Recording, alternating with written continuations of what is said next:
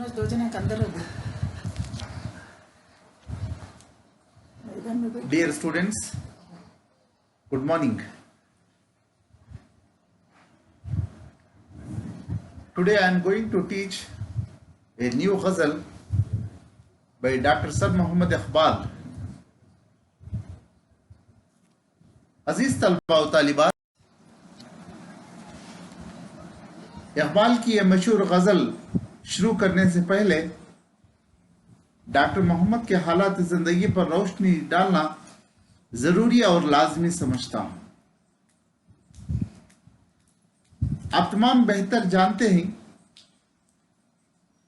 Doctor अल्लामा इकबाल सियालकोट में पैदा हुए। इसीलिए बारहा मैं कह चुका हूं, सियालकोट जो पंजाब में आता है,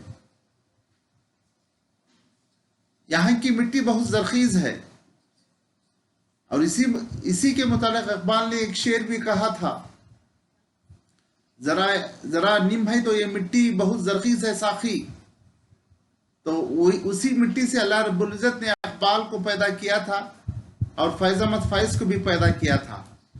इन्हीं दो चोटी के शुरा इकराम उर्दू के, तो जिस पर पंजाब का ये सियालकोट फख्र करता है, नाज करता है कि मैं उर्दू के दो बुलंद पाया शुरा इकराम को जन्म दिया, उसमें ये सर मोहम्मद इकबाल भी हैं।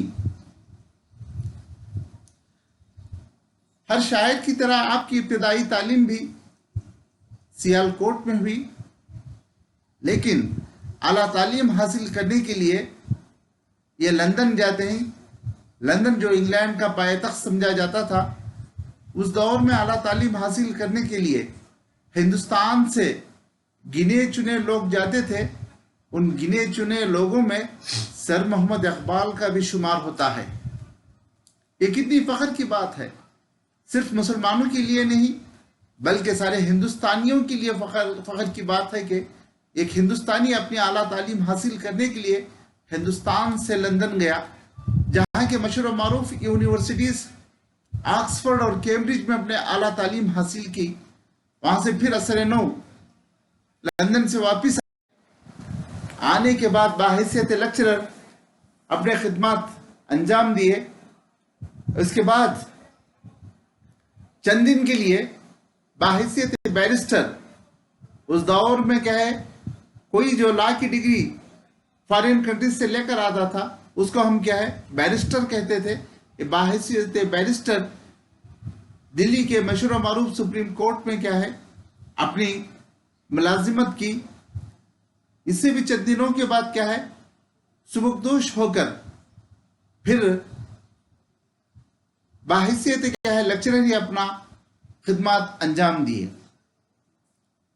तलबा व तालिबात,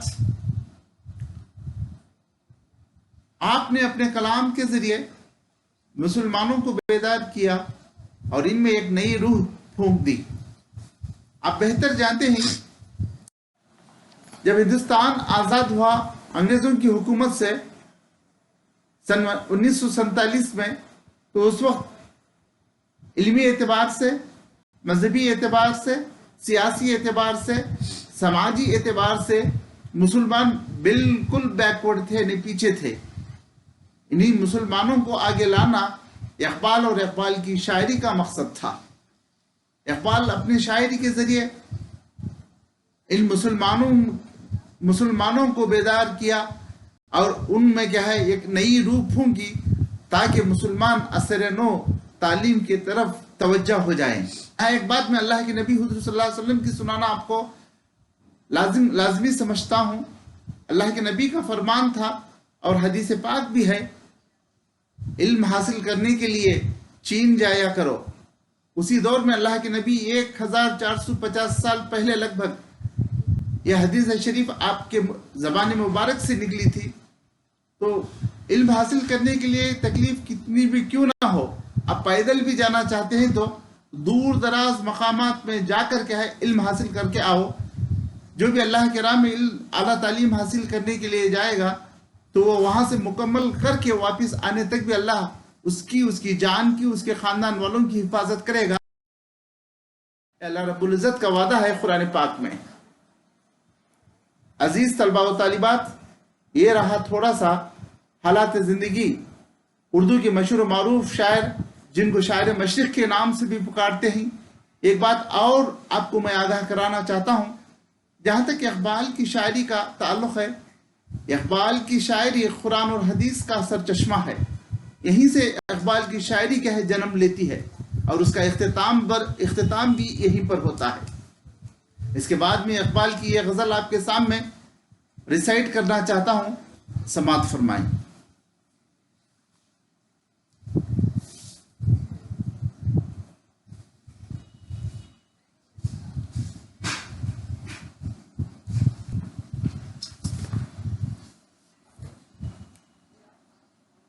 ना तू ज़मी के लिए है ना आसमां के लिए, जहां है तेरे लिए तू नहीं जहां के लिए।